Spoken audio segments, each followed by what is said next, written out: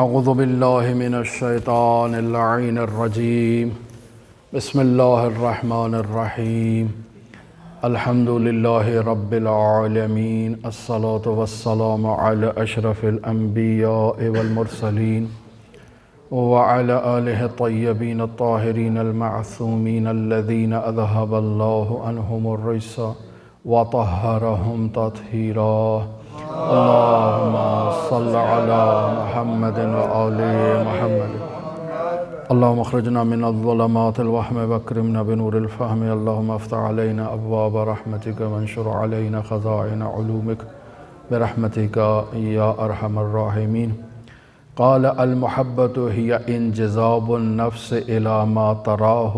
کمالا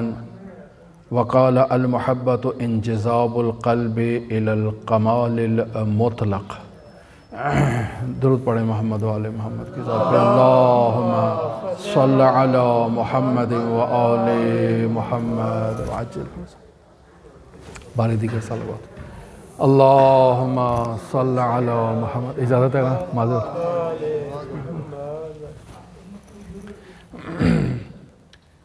اللہ سے محبت کے عنوان پر گفتگو جاری ہے آپ کے ساتھ، اور اس گفتگو میں بس اوقات بعض نکات اور بعض ایسے مطالب ہم بیان کرتے ہیں جو تکراری ہوتے ہیں، اور اس کی بنیادی وجہ یہ ہوتی ہے کہ چونکہ سامعین میں اکثر افراد نئے چہرے روزانہ دکھائی دیتے ہیں، جب تک مطلب کی حقیقت جو ہم ایک تسلسل سے بیان کر رہے ہیں، آپ جو سامعین روزانہ موجود ہیں ان کے لیے تو تکرار ہوگا، لیکن وہ جو سامعین آتے ہیں تازہ ان کے لیے وہ تکرار نہیں ہے، اور جب تک وہ اس بات کو نہیں لیں گے آغاز سے ان کے لیے بات کو سمجھنا دشوار ہو جائے گا۔ ہم امام جعفر صادق علیہ السلام کی ایک حدیث آپ کی خدمت میں اللہم صلی علی محمد و آل محمد بیان کر رہے تھے، اللہ سے محبت کے حوالے سے اور اللہ کے محب کی کیا خصوصیات ہیں اس حوالے سے بیان ہو رہا تھا کہ محبت در حقیقت ایک کشش کا نام ہے، جیسے ایک مقناطیس ہے جو اشیاء کو اپنی طرف کھینچتا ہے، عین اسی طرح سے اللہ کی محبت انسان کو اپنی طرف کھینچتی ہے، اور یہ انسان در حقیقت اس محبت کے نتیجے میں جس چیز کو کمال محسوس کرتا ہے اس کمال کی طرف متوجہ ہوتا ہے۔ پس انسان کے نفس کا کمال کی طرف کھنچے چلے جانا محبت کہلاتا ہے، یا انسان کے قلب کا کمال مطلق کی طرف کھنچے چلے جانا اور اس کی طرف جذب ہونا یہ محبت کہلاتا ہے۔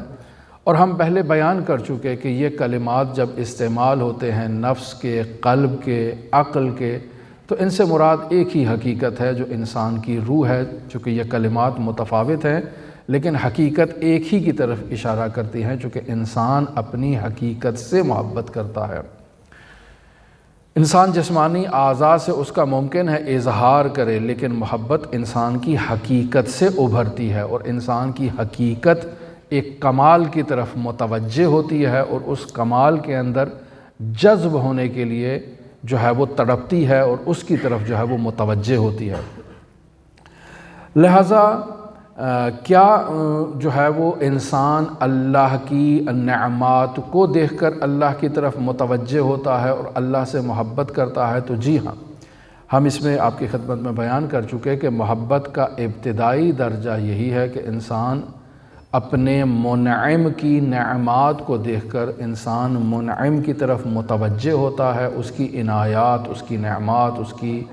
کرم نوازیوں کی طرف متوجہ ہوتا ہے اور اس کا شکریہ ادا کرتا ہے۔ جیسے وہ واقعہ آپ کی خدمت میں بیان کیا کہ خداوند متعال نے حضرت موسیٰ سے عرض کی، حکم دیا کہ اے موسیٰ میرے بندوں کو میری طرف متوجہ کرو، تو پوچھا کیسے متوجہ کروں؟ کہا کہ ان بندوں کو میری نعمات کی طرف جو ہے وہ توجہ دلاؤ، اگر یہ میری نعمات کی طرف متوجہ ہو گئے تو مجھ سے محبت کرنے لگیں گے۔ کیوں؟ چونکہ انسان کی فطرت میں یہ رکھ دیا گیا ہے کہ انسان اپنے منعم کی طرف متوجہ ہوتا ہے، جیسے آپ مخلوقات میں دیکھ لیں، آپ کے اوپر کوئی احسان کرتا ہے، کوئی نیکی کرتا ہے، کوئی اچھا سلوک کرتا ہے، تو آپ اس اچھا سلوک کرنے والے شخص کے آگے شکر گزار ہوتے ہیں کہ اس نے آپ کے ساتھ ایک احسان کیا ہے، آپ کے ساتھ ایک نیکی کیا ہے۔ در حقیقت امام علی ابن موسیٰ الرضا علیہ آلاف و تحیت و ثنا کے کلام سے بھی ابھرتا ہے۔ حضرت فرماتے ہیں من لم یشکر المنعم من المخلوق، کہ جو مخلوقات میں جو انسان کے اوپر احسان کرتا ہے، نیکیاں کرتا ہے، انسان کے لیے اچھائی کرتا ہے، تو جو شخص اس منعم مخلوق کا شکر ادا نہیں کرتا، لم یشکر اللہ عز وجل، تو اس نے اللہ کا بھی شکریہ ادا نہیں کیا ہے۔ تو پس محبت کا ابتدائی درجہ یہی ہے کہ انسان جو نعمات مشاہدہ کرتا ہے، جو نعمات اس کی طرف بڑھتی ہیں، ان نعمات کو دیکھتے ہوئے انسان اپنے منعم کی طرف متوجہ ہوتا ہے، اس کا شکریہ ادا کرتا ہے۔ لہٰذا معاشرے میں یہ روایات کا نچوڑ ہے کہ ایک دوسرے کو ہدیہ دو، ایک دوسرے کو تحفہ دو، تاکہ ایک دوسرے کی طرف آپ کے قلب جو ہے وہ جذب ہوں، ایک دوسرے کی اندر جو ہے وہ الفت اور محبت ایجاد ہو۔ پس تحفہ دینے سے محبت ایجاد ہوتی ہے۔ اسی طرح کسی کے ساتھ نیکی کرنا، کسی کے ساتھ احسان کرنا، کسی کا کسی دفتر میں کام پھنسا ہوا ہے، آپ اس کا کام اگر حل کروا دیتے ہیں تو اس سے وہ آپ کا نیاز مند ہو جاتا ہے، آپ کا احسان مند ہو جاتا ہے۔ تو در واقع یہ سارا ذریعہ ہے محبت کا۔ تو یہ محبت کا ابتدائی درجہ ہے، لیکن محبت کا انتہائی درجہ جو انسان کمال مطلق سے محبت کرتا ہے، یعنی ذات پروردگار سے محبت کرتا ہے،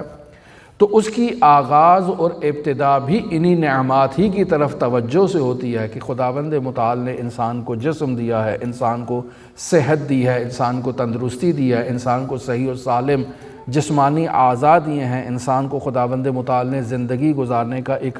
اچھا موقع فراہم کیا ہے، ایک اچھی تازہ آب و ہوا دی ہے، اللہ کی اور بہت ساری نعمات ہیں۔ انسان جب ان نعمات کی طرف متوجہ ہوتا ہے تو اس خالق کا شکر گزار ہوتا ہے، اور انسان عاقل وہی ہے جو خالق کا شکر گزار کرتا ہے اس انداز میں جس انداز میں خالق نے شکر ادا کرنے کا انسان کو حکم دیا ہے۔ لہٰذا وہ نماز پڑھتا ہے، روزہ رکھتا ہے، عبادت کرتا ہے، اللہ کی بارگاہ میں دعا کرتا ہے، سجدہ ریز ہوتا ہے۔ یہ تمام اعمال عبادی جو دین مبین اسلام میں بیان کیے گئے ہیں، یہ انسان کے اللہ سے شکر ادا کرنے کا ایک طریقہ ہے کہ انسان اپنے اس منعم کی طرف متوجہ ہوتا ہے اور اس کا شکریہ ادا کرتا ہے۔ لیکن اس کا اعلیٰ درجہ جب انسان کے وجود میں اس کی معرفت ہوتی ہے، معرفت کے ساتھ ساتھ انسان کے وجود میں وہ محبت آتی ہے اور پھر محبت سے عشق میں تبدیل ہوتی ہے اور عشق سے پھر مودت کے درجے پر پہنچ جاتی ہے، تو ایسے انسان آہستہ آہستہ خداوند متعال کی اس محبت سے اس کا وجود جب لبریز ہو جاتا ہے تو پھر وہ امام جعفر صادق علیہ آلاف و تحیت و ثنا کی حدیث اللہم صلی علی محمد و آل محمد، جسے ہم آپ کی خدمت میں بیان کر رہے تھے کہ آج اس حدیث کو کمپلیٹ کرتے ہیں کہ حب اللہ اذا اضاء علی سر عبدہ، کہ جب اللہ کی محبت کسی انسان کے باطن پر اپنا غلبہ کر لیتی ہے اور اس پر حاوی ہو جاتی ہے، اخلاہ عن کل شاغل، تو اسے ہر اس چیز سے جو اس انسان کو اللہ سے موڑتا ہے، یہ محبت اسے اس چیز سے دور کر دیتی ہے۔ لہٰذا انسان اپنے تمام وجود کی گہرائی سے اللہ کی طرف متوجہ ہو جاتا ہے، وَكُلُّ ذِكْرٍ سِوَى اللَّهِ ظُلْمًا، اور اللہ کے علاوہ ہر چیز کی طرف توجہ انسان کے لیے ظلمت ہے اور انسان کے لیے تاریکی ہے۔ اب جب انسان میں ایک ایسی محبت ایجاد ہو جاتی ہے تو اس کی خصوصیات کیا ہیں؟ وَالْمُحِبُّ أَخْلَصُ النَّاسِ سِرًّا لِلَّهِ، تو یہ اللہ سے محبت کرنے والا محب اپنے باطن میں اللہ کے ساتھ خالص ترین انسان ہوتا ہے بشریت میں۔ وَأَصْدَقُهُمْ قَوْلًا، اور زبان میں سچا ترین انسان ہوتا ہے، یعنی جب وہ گفتگو کرتا ہے تو اس کی زبان صادق ہوتی ہے۔ وَأَوْفَاهُمْ عَهْدًا، اور جب وہ وعدہ کرتا ہے تو وعدہ میں وعدہ وفائی کرتا ہے، سب سے زیادہ وعدے کا سچا ہوتا ہے۔ وَأَزْكَاهُمْ عَمَلًا، اور اس کا عمل سب سے زیادہ پاکیزہ اور سب سے زیادہ خالص ہوتا ہے، اس میں کسی قسم کی ملاوٹ موجود نہیں ہوتی ہے۔ وَأَصْفَاهُمْ ذِكْرًا، اور بالکل ملاوٹ سے پاک جو ہے وہ اللہ کی یاد میں مصروف رہتا ہے۔ یعنی انسان جب اللہ کی طرف متوجہ ہوتا ہے تو اس توجہ میں انسان کے ذہن ادھر ادھر جو تبدیل ہوتا رہتا ہے، مختلف قسم کے جب خیالات آتے رہتے ہیں، تو یہ اللہ کا محب اللہ کی طرف جب ذکر میں متوجہ ہوتا ہے تو خالص ذکر کے ساتھ اللہ کی یاد کرتا ہے، اس میں کسی قسم کی پھر وہ ملاوٹ نہیں ہوتی ہے۔ وَأَعْبُدُهُمْ نَفْسًا، اور یہ اللہ کا محب بندگی میں خود کو خدا کے لیے وقف کر دیتا ہے۔ اس کا بیٹھنا عبادت، اس کا سونا عبادت، اس کا جاگنا عبادت، اس کا سانس لینا عبادت، اس کا کھانا عبادت، اس کا گفتگو کرنا عبادت، اس کا والدین کو دیکھنا عبادت، اس کا زوجہ کے ساتھ گفتگو کرنا عبادت، اس کے زندگی کے تمام اعمال عبادت پر مشتمل ہوتے ہیں، چونکہ یہ اللہ کے لیے خود کو خالص کر چکا ہے۔ لہٰذا یہ جو رمضان سے متعلق احادیث ہیں کہ مثلاً صائم کا سونا بھی عبادت ہے، صائم کا سانس لینا بھی عبادت ہے، تو صائم کے یہ جو منہ سے ایک روزہ رکھنے کی وجہ سے ایک سمیل آتی ہے، یہ بھی خداوند متعال کے بارگاہ میں ایک مشک سے زیادہ جو ہے وہ معطر ہوتی ہے۔ تو یہ جو انعامات خداوند متعال نے صائم کو عطا کیے ہیں، یہ اللہ کے محب کو تمام سال میں یہ نعمات حاصل ہوتی ہیں، چونکہ وہ اس کا وجود عبادت میں اللہ کے لیے وقف ہوتا ہے، لہٰذا وہ سوتا بھی ہے تو اللہ کی عبادت کی حالت میں سوتا ہے، یعنی ان تمام آداب کو بجا لا کر جو دین مبین اسلام میں حضرات اہل بیت علیہ السلام سے نقل ہوئے ہیں۔ لہٰذا اس انسان کا سانس لینا بھی عبادت ہے، چونکہ اس کے ہر سانس میں اللہ کا ذکر موجود ہوتا ہے، لوگوں سے گفتگو کرتا ہے تو اللہ کی خوشنودی کی خاطر، لوگوں سے ملاقات کرتا ہے تو اللہ سے خوشنودی کی خاطر، پس ایسا انسان اعبدہم نفسن کا مصداق ہے۔ تو جب ایسا انسان فرشتوں کے سامنے آ جاتا ہے تو تباہی بہل ملائکۃ عند مناجاتہ، جب ملائکہ اس فرد کو اللہ سے ہم کلام ہوتے ہوئے، گفتگو کرتے ہوئے، راز و نیاز کرتے ہوئے مشاہدہ کرتے ہیں تو ملائکہ اس بندے کے اوپر فخر و مباحات کرتے ہیں۔ وَتَفْتَخِرُ بِرُؤْيَتِهِ، یعنی اس کے چہرے کو دیکھ کر ملائکہ اللہ کی بارگاہ میں فخر محسوس کرتے ہیں کہ ہم نے اللہ کے ایک ایسے عبد کی زیارت کی ہے، اور یہ سب آپ مومنین اس کا مصداق بن سکتے ہیں۔ اس کے لیے انسان کو اپنے وجود میں اللہ کی محبت کو ایجاد کرنا ہے۔ پھر یہاں سے آج کا جو ہمارا موضوع وہ یہاں سے شروع ہوتا ہے، وَبِهِ يَعْمُرُ اللَّهُ تَعَالَى بِلَادَهُ، کہ اللہ اسی اپنے بند کے، اسی محب کے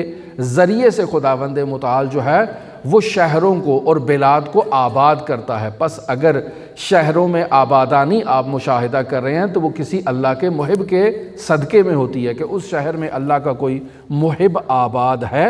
اس محب کی وجہ سے خداوند متعال اپنی رحمتیں اور برکتیں نازل کرتا ہے۔ یعنی اللہ اس بندے پر اپنی رحمتیں نازل کرنا چاہتا ہے تو اس کی وجہ سے، اس کے صدقے میں پورے شہر کے لوگوں پر خداوند متعال اپنی رحمتیں برکتیں نازل فرماتا ہے۔ وَبِكَرَامَتِهِ يُكْرِمُ اللَّهُ عِبَادَهُ، اللہ یعنی اس کے احترام کے صدقے میں دوسرے لوگوں کا بھی احترام اور عزتیں جو ہے وہ برقرار رکھتا ہے۔ وَيُعْطِيهِمْ، یعنی اللہ عطا کرتا ہے ان لوگوں کو اذا سألوه بحق، کہ جب لوگ اللہ کے اسی بندے کا واسطہ دے کر اللہ کی بارگاہ میں سوال کرتے ہیں تو اللہ اس بندے کا واسطہ پھر رد نہیں کرتا، کہ یہ بندہ اللہ کا محب ہے تو اس محب کو اللہ نے وہ درجہ عطا کیا ہے کہ اس کے نام سے مانگا ہوا اللہ کبھی خالی نہیں لوٹاتا ہے۔ وَيَدْفَعُ عَنْهُمُ الْبَلَايَا بِرَحْمَتِهِ، یعنی اللہ اس بندے پر اپنی رحمت نازل کرنے کے طفیل باقی لوگوں سے بھی اپنی مصیبتوں کو اور بلاؤں کو برطرف کرتا ہے۔ انسان اگر اپنے اعمال کی طرف دیکھے تو انسان گنہگار بہت سی معصیت کرتا ہے، بہت سے گناہ کرتا ہے، نافرمانی کرتا ہے، اور پھر اپنا سر اکڑا کر اللہ کی زمین پر چلتا ہے کہ میں تو جو ہے وہ گناہ کرنے کے بعد بھی اللہ کی نافرمانی کرنے کے باوجود بھی اللہ کے عذاب سے محفوظ ہوں۔ تو اس کی بنیادی وجہ یہ ہوتی ہے کہ اللہ نے اپنے بندہ خالص اور اپنے محب پر رحمت کرنی ہے تو اسی کے طفیل اللہ دوسرے لوگوں پر جو معاشرے میں موجود ہیں، اللہ اپنے محب کے صدقے ان پر بھی اپنی رحمتوں کو جاری رکھتا ہے۔ لہذا وَلَوْ عَلِمَ الْخَلْقُ مَا مَحَلُّهُ عِنْدَ اللَّهِ وَمَنْزِلَتُهُ لَدَيْهِ مَا تقربوا الی اللہ الا بتراب قدمیہ، یعنی حضرت یہاں اب اس محب کے جو فضائل بیان کر رہے ہیں اس میں اوج تک اوپر تک اور کمال تک اس محب کے فضائل کو لے آتے ہیں۔ فرماتے ہیں لو علم الخلق ما محلہ، یعنی اگر لوگوں کو معلوم ہو جائے کہ اس محب کا اللہ کی بارگاہ میں کیا مقام ہے، یعنی اگر ہم لوگوں کو اللہ کے بندوں کا مقام معلوم ہو جائے کہ اللہ کی بارگاہ میں ان بندوں کا کیا مقام ہے، تو فرماتے ہیں کہ ما تقربوا الی اللہ ہے، یہ اللہ کا قرب حاصل نہیں کریں گے الا بتراب قدمہ ہے، کہ اس اللہ کے محب کے قدموں کی مٹی کو اٹھا کر اس کے طفیل اللہ کی بارگاہ میں تقرب حاصل کریں گے۔ یعنی اللہ کا محب اس قدر اللہ کی بارگاہ میں عزیز ہے کہ اگر کوئی اس کے پیروں کی مٹی اٹھا کر اللہ کو اس کا واسطہ دے تو اللہ اس واسطے کو رد نہیں کرتا۔ عزیزان محترم، یہ جو حدیث یہاں پر، یہ حدیث کمپلیٹ ہو گئی آج امام جعفر صادق کی۔ اب یہاں دیکھیں عزیزان محترم، خداوند متعال اپنے اس محب کو کس قدر عزیز رکھتا ہے کہ اسے کتنی عنایات اور کتنے انعامات اللہ نے اس کو ان انعامات سے نوازا ہے۔ لہٰذا یہ ہماری ذمہ داری ہے کہ ہم اللہ سے محبت کریں، ہم اللہ کی طرف متوجہ ہوں، اپنے قلب میں اللہ کی معرفت میں روز افزوں اضافہ کرتے جائیں، تو اسی اضافے کے نتیجے میں ہمارے وجود میں اللہ کی محبت بھی اضافی ہوگی۔ لہٰذا یہ انسان کو، چونکہ فطری طور پر انسان کے وجود میں اللہ سے محبت موجود ہے، گناہ کی وجہ سے اس کے اوپر جو ہیں وہ پردے عائد ہو چکے ہیں، پردے آ چکے ہیں، لہٰذا انسان کو ان پردوں کو صاف کرنا ہے، اپنے گناہوں کو ختم کرنا ہے، اللہ کی بارگاہ میں توبہ و استغفار کرنا ہے، اور اس توبہ و استغفار کے نتیجے میں یہ انسان اللہ کی بارگاہ میں اللہ کا مقرب بندہ ہو سکتا ہے۔ اب اللہ کا مقرب بندہ ہونے کے لیے انسان کو کیا کرنا چاہیے؟ سب سے پہلے جو رسول خدا صلی اللہ علیہ وآلہ وسلم کی شریعت مقدسہ، اللہم صلی علی محمد وآل محمد، شریعت مقدسہ میں جو اعمال، جو وظائف ہمارے لیے بیان کیے گئے ہیں، نماز ہے، روزہ ہے، حج ہے، زکوٰۃ ہے، اخلاقیات ہیں، ہمیں ان چیزوں پر توجہ دینا ہے، انہیں سیکھنا ہے باقاعدہ۔ عزیزان محترم، ہم لوگ نہیں معلوم کیوں تصور کرتے ہیں کہ ہم علم سے مستغنی ہیں، علم سے بے نیاز ہیں۔ نہیں عزیزان محترم، یہ جو قرآن مجید کی تلاوت ہم لوگ یہاں ماہ مبارک رمضان میں کرتے ہیں، اس تلاوت کو ہمیں سال بھر میں کرنا چاہیے۔ ہر روز قرآن مجید کی طرف متوجہ ہوں، قرآن مجید کے معانی کی طرف متوجہ ہوں، الفاظ کی طرف متوجہ ہوں، اور یہ معلوم ہونا چاہیے، ہمیں یہ کوشش کرنی چاہیے کہ ہر روز ہمارے وجود میں قرآن کا نور روز بروز اضافہ ہو، روز بروز ہم قرآن کی طرف اپنے وجود کے باطن میں انس ایجاد کرتے ہوئے اپنی حقیقت سے قرآن کے ساتھ ایک مانوس ہوں اور قرآن کے ساتھ نورانی ہو جائیں۔ یہ عزیزان محترم، انسان جس قدر رسول خدا صلی اللہ علیہ وآلہ وسلم کی تعلیمات کی طرف متوجہ ہوگا، جس قدر ان دینی اعمال کو درست انداز میں انجام دے گا، ایسا انسان اللہ کا محب بندہ خود بخود بنتا چلا جائے گا۔ اللہ کی کشش اس انسان کو اپنی طرف کھینچتے چلی جائے گی اور انسان اللہ کے تقرب میں بلند ترین مقام پر پہنچ سکتا ہے اور ایسی احادیث کا مصداق بن سکتا ہے۔ لہٰذا یہ تو واجبات کی حد تک ہے، لیکن اس کے علاوہ عزیزان محترم، انسان جو رات کی تاریکی میں اٹھتا ہے اور اللہ کی خوشنودی کی خاطر، اللہ کی محبت کی خاطر، اللہ سے ملاقات کی خاطر انسان رات کو اٹھتا ہے اور اللہ کا ذکر کرتا ہے، چاہے وہ تلاوت قرآن مجید کی انداز میں ہو، چاہے وہ تفکر و غور و فکر کے انداز میں ہو، چاہے وہ ذکر کے انداز میں ہو، چاہے وہ جو ہے وہ کسی اور کام کے انداز میں ہو، لیکن یہ متوجہ ہونا چاہتا ہے اللہ کی طرف اور رات کو اٹھتا ہے، تو ایسا انسان اللہ کی طرف بڑھنے میں، اللہ سے محبت اختیار کرنے میں، ایسا انسان بہت زیادہ جو ہے وہ مستعد ہوتا ہے، بہت زیادہ آمادہ ہوتا ہے، اس کے وجود میں بہت زیادہ صلاحیتیں ایجاد ہو جاتی ہیں۔ لہٰذا آپ کی خدمت میں یہ پہلے بھی بیان کر چکا کہ وہ نوجوان آیت اللہ مجتہدی تہرانی کے پاس آ کر سوال کرتا ہے کہ میرے قلب کو زنگ لگ چکا ہے، بتائیں کیا کروں؟ تو فرمایا کہ آپ رات کی تاریکی میں اٹھو اور قرآن مجید کی تلاوت کرو، رات کی تاریکی میں اٹھو استغفار کرو، رات کی تاریکی میں اٹھو مناجات کرو، رات کی تاریکی میں اٹھو اللہ کی جو ہے وہ بارگاہ میں اس نماز تہجد کو، جو صلاۃ اللیل ہے، اس نماز تہجد کو انجام دو، چونکہ یہ وہ اعمال ہیں کہ جو انسان رات کی تاریکی میں اللہ کی بارگاہ میں جب انجام دیتا ہے تو ان اعمال کی بدولت انسان اللہ کا مقرب بندہ بنتا ہے، اور جس قدر انسان اللہ کا مقرب بندہ آہستہ آہستہ اس تقرب میں یہ منازل طے کرتا چلا جاتا ہے، انسان نورانی ہوتا چلا جاتا ہے، پاکیزہ ہوتا چلا جاتا ہے، انسان گناہوں سے محفوظ ہوتا چلا جاتا ہے، ایسا محفوظ کہ دوبارہ ان گناہوں کی طرف انسان کی بازگشت پھر دوبارہ نہیں ہوتی ہے، انسان ایسا پاکیزہ ہو سکتا ہے عزیزان محترم۔ اور اس کی نوید حضرات ائمہ معصومین علیہم الصلوۃ والسلام نے ایک انسان کو دلائی ہے۔ لہٰذا ہماری فقہی بحث میں علماء یہاں چونکہ یہ پاکیزگی بھی عدالت کی ایک قسم ہے، اور عدالت کی اقسام میں انسان جس قدر پاکیزہ سے پاکیزہ تر ہوتا چلا جاتا ہے، عادل سے عادل تر ہوتا چلا جاتا ہے، ایسا انسان جس کے وجود میں یہ عدالت ایک ملکہ قدسیہ کی صورت میں اختیار ہو جاتی ہے، ایسا انسان بالکل پاکیزہ ہوتا ہے۔ اور ایسا انسان ہم میں سے ہر شخص بن سکتا ہے، لیکن اسے بننے کے لیے انسان کو توجہ کی ضرورت ہے، انسان کو غور و فکر کی ضرورت ہے، انسان کو مراقبے کی ضرورت ہے۔ مراقبہ عزیزان محترم جب ہم کلمہ استعمال کرتے ہیں تو جو آج کل مغرب زمین سے ایک مراقبہ ہمارے اندر منتقل ہوا ہے کہ انسان ایک جگہ پر بیٹھ جاتا ہے اور ایک چیز کی طرف اپنی نظر کو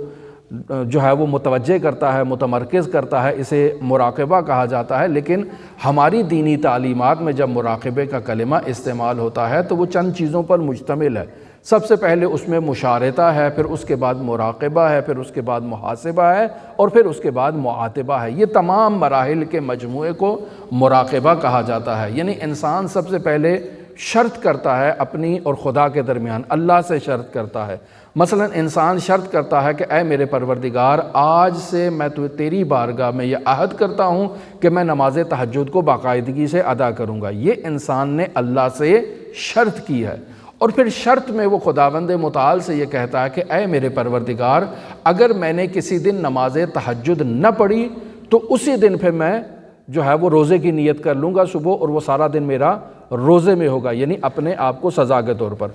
اب انسان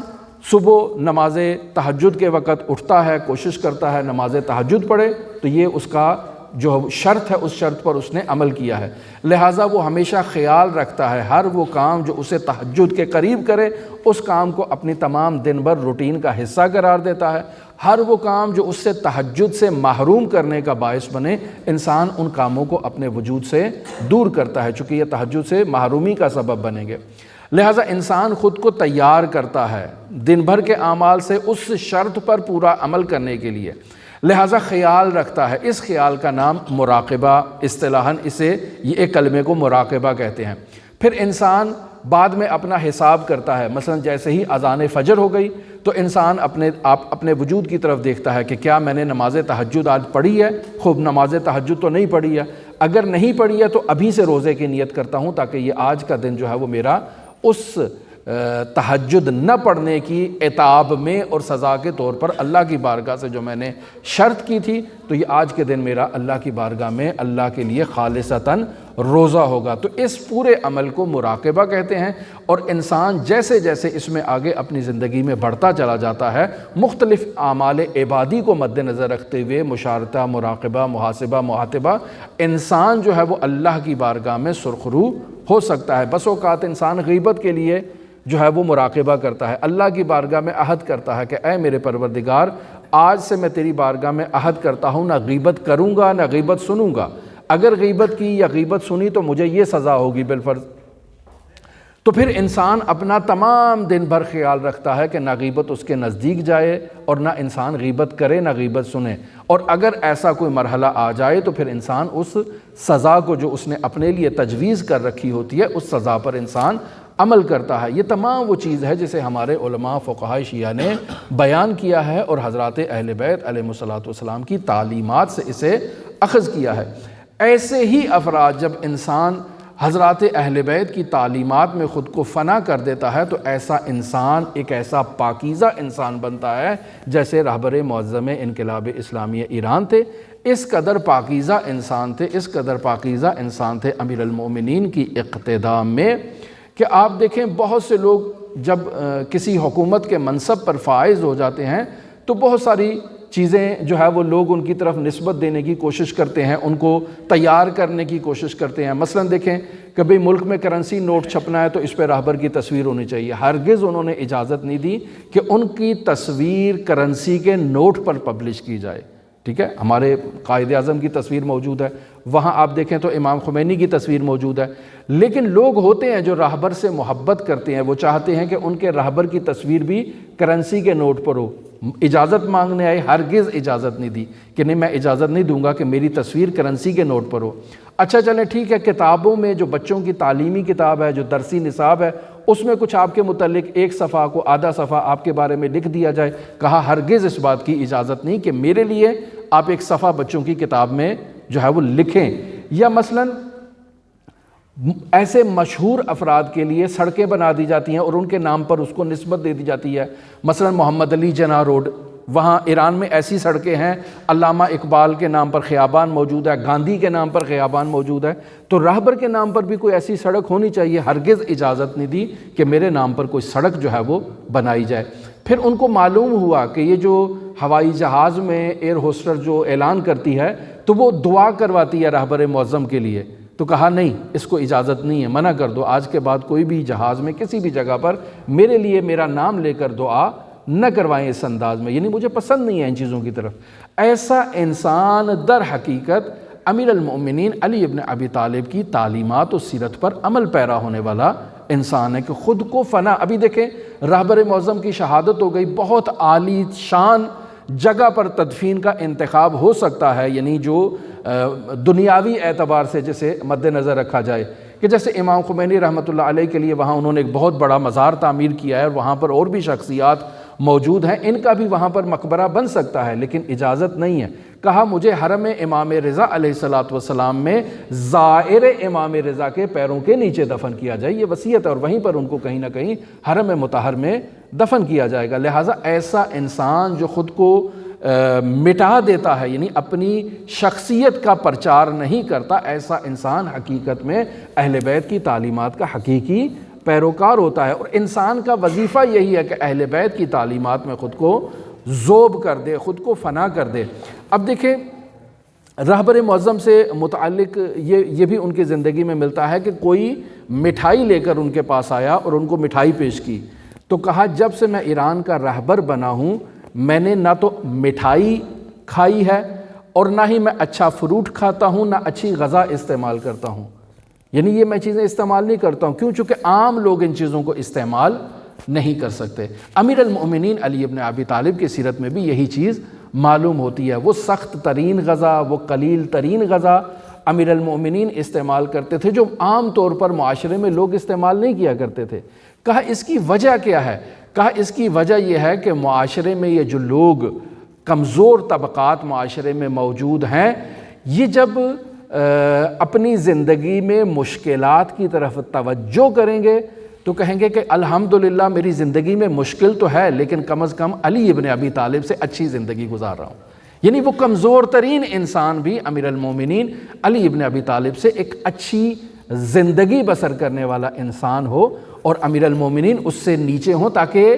معاشرے میں لوگوں کے ذہنوں میں یہ توقعات نہ آئیں، یہ چیزیں ان کے ذہنوں میں نہ آئیں کہ حکمران طبقہ ہم سے اعلیٰ زندگی بسر کر رہا ہے، بہترین زندگی بسر کر رہا ہے، رفاہ میں زندگی بسر کر رہا ہے۔ عزیزان محترم، انسان جب اللہ سے محبت کرتا ہے تو اس محبت کے نتیجے میں انسان کا تمام وجود اللہ کی طرف متوجہ ہو جاتا ہے، پھر وہ ان چیزوں کی طرف توجہ نہیں ہوتی ہے اس کی کہ وہ اپنے جسم کے اوپر توجہ دے اور اپنے جسم کے لوازمات کے اوپر توجہ دے، اپنی جو ہے وہ ایک ظاہری نمود و نمائش کے لیے اپنا جو ہے وہ وقت صرف کرے، اس کا تمام کام اللہ کی خاطر ہوتا ہے۔ لہٰذا اگر وہ کوئی چیز کھا رہا ہے تو اللہ کے لیے ہے، کوئی پہن رہا ہے تو اللہ کے لیے ہے، کوئی کام معاشرے میں لوگوں کی اگر خدمت کر رہا ہے تو اللہ کے لیے ہے۔ در واقع یہی نظام الہی ہے کہ خداوند متعال کا بندہ معاشرے میں اللہ کی طرف متوجہ ہو، نہ کہ لوگوں کی خاطر کوئی فعل کو انجام دے۔ لہٰذا آیت اللہ حسن زادہ آمولی راہبر معظم کی شہادت سے 20 سال پہلے یعنی 2005 میں رہبر معظم سے ملاقات کے لیے جاتے ہیں اور اس ملاقات کے بعد وہ رہبر کی شہادت کی خبر دیتے ہیں۔ یہ تمام جو ماجرا ہے وہ ایک اشعار کی صورت میں آیت اللہ حسن زادہ آملی نے بیان کیا ہے۔ رہبر معظم کے ایک شاگرد ہیں ڈاکٹر اسماعیل منصوری، وہ 10 سال تک تقریباً رہبر کے درس خارج میں گئے تھے، وہ اس تمام ماجرا کو نقل کرتے ہیں، اور ایک تفصیلی ماجرا ہے، تفصیلی وہ چیز ہے، میں اس سب چیز کو ذکر نہیں کرتا ہوں، فقط ان اشعار میں سے کچھ اشعار آپ کی خدمت میں بیان کرتا ہوں۔ مثلا علامہ حسن زادہ کہتے ہیں، یعنی وہ ان سے سوال کرتے ہیں یہ ڈاکٹر اسماعیل منصوری کہ آپ رہبر سے ملاقات کر کے آئے ہیں، بتائیں کہ کیا آپ نے دیکھا ہے؟ تو کہتے ہیں زیارت کردہ ام روی ولی را، میں نے ایک ولی کے چہرے کی زیارت کی ہے، بدیدم اندر او نور علی را، کہ اس کے وجود میں نے علی کے نور کو دیکھا ہے، ولایت اندرو دارت تجلی، کہ اس کے وجود میں علی کی ولایت جو ہے وہ ظاہر ہو رہی ہے، زنورش دادے قلبم را تسلی، کہ اس کے وجود میں وہ جو ولایت ہے اس سے میرے وجود کو تسلی مل گئی ہے۔ یہ ایک سلسلہ آگے تک چل رہا ہے، اور پھر اس کے بعد جا کر کہتے ہیں شود جسم نحیفش اربعن نہیں، اس سے پہلے پس از 20 سال دیگر ناگہانی، کہ 20 سال کے بعد اچانک ازینجا می شود او آسمانی، کہ 20 سال کے بعد یہ آسمانی ہو جائیں گے، یعنی ان کی شہادت ہو جائے گی 20 سال کے بعد۔ بود جان بازیش پے کے سعادت، کہ ان کی یہ جو شہادت ہے یہ سعادت کا سبب بنے گی، بغایت آرزو دارد شہادت، کہ اس کے اندر چونکہ اتنی شہادت کی آرزو ہے تو اس شہادت کی آرزو پر وہ پہنچ جائے گا۔ سر انجامش بخون آغشتے گردد، کہ نتیجہ یہ ہوگا کہ وہ اپنے اس کے محاسن جو ہے وہ اسی کے اپنے ہی خون میں خضاب ہوں گے، اور وہ اپنے ہی خون میں جو ہے وہ آغشتہ ہوگا۔ جہان از رفتنش آشفتے گردد، یعنی ان کی شہادت کے بعد پوری دنیا میں ایک جو ہے نا وہ نظم و نسق جو ہے وہ خراب ہو جائے گا۔ یہی جو آپ دیکھ رہے ہیں جنگ کا ماحول، یہ اس کی طرف اشارہ ہے۔ شود جسم نحیفش اربعن اربعا، کہ اس کا کمزور بدن جو ہے وہ ٹکڑے ٹکڑے ہو جائے گا۔ زے بمب دشمن صہیون رسوا، یعنی بمب کا بھی ذکر کیا ہے کہ وہ اسرائیل کے بمب سے ان کی شہادت ہوگی۔ پھر فرماتے ہیں ولی خونش نویدی از ظہور است، کہ ان کا خون جو ہے وہ ظہور امام زمان کی ایک خوشخبری ہمارے لیے لے کر آئے گا۔ حضور اندر حضور اندر حضور است، کہ ان کی شہادت کے بعد ہم اس دنیا میں امام زمان کے حضور کو مشاہدہ کریں گے، یعنی امام زمان کے وجود انور کے آثار کو زیادہ جو ہے وہ محسوس کریں گے۔ اور پھر آگے کیا فرماتے ہیں، نقاب از چہرے مہدی می گشاید، کہ ان کا یہ شہادت حضرت امام زمان کے رخ انور سے جو ہے وہ پردے کو ہٹائے گا۔ وہ پھر فرماتے ہیں سرود فتح و شادی می سراید، کہ ان کی شہادت سے یہ جو جنگ ہو رہی ہے اس کی طرف اشارہ ہے کہ فتح و نصرت و کامیابی کی جو ہے وہ ایک خوشخبری ان کی شہادت لے کر آئے گی۔ مداوا می کند درد جہاں را، یعنی ان کی یہ شہادت دنیا کے جو درد و غم ہیں اس کا وہ ایک علاج کرے گی۔ پھر فرماتے ہیں تمام درد پیدا و نہارا، یعنی وہ تمام درد جو ہمارے ظاہر ہیں اور وہ جو ہمارے اندر چھپے ہوئے ہیں ان تمام دردوں کا ایک علاج ہوگا۔ قلم بردارد و بنویس این حکایت، یعنی اس ڈاکٹر صاحب کو آغا حسن زادہ کہہ رہے ہیں کہ قلم اٹھاؤ اور یہ ساری چیزیں جو میں تمہیں بتا رہا ہوں لکھ لو۔ بگو کر دے حسن زادہ روایت، کہو کہ حسن زادہ نے یہ ساری چیزیں کہی ہیں، لیکن مکن انشاء کہ این سر نہانی، کہ اس پوشیدہ راز کو آپ نے افشا نہیں کرنا ہے۔ خودش روزی شود حرف جہانی، کہ ایک وقت ایسا آئے گا کہ یہ بات خود بخود پوری دنیا میں پھیل جائے گی اور لوگ اس حقیقت سے آگاہ ہو جائیں گے۔ بس یہ جو آیت اللہ حسن زادہ آملی نے رہبر معظم کی شہادت سے 20 سال پہلے تمام واقعہ کو ایک منظر کشی اشعار کی صورت میں کیا ہے، اور میں نے خود یہ آغا اسماعیل سے اس کو سنا ہے، ڈاکٹر اسماعیل سے جو رہبر معظم کے شاگرد ہیں اور آغا حسن زادہ کے بھی مشترکہ شاگرد ہیں۔ تو عزیزان محترم، انسان جب اللہ سے محبت کرتا ہے تو اس کو اللہ کی کشش پھر اللہ کی طرف کھینچتی ہے، اور اس کے تمام اعضاء و جوارح پھر اللہ کی بارگاہ میں خالص ہو جاتے ہیں، تابع ہو جاتے ہیں، اور وہ شخص اللہ کا فرمان بردار بندہ ہوتا ہے، اور اس کے اعضاء و جوارح سے یہ محبت الہی چھلکتی ہے۔ دعا گو ہے خالق متعال رہبر معظم انقلاب اسلامی کے درجات کو عالی و متعالی قرار دے۔ دعا گو ہے خالق متعال ہمارے سینوں کو معارف اہل بیت سے منور فرمائے۔ دعا گو ہے خالق متعال ہمارے وجود میں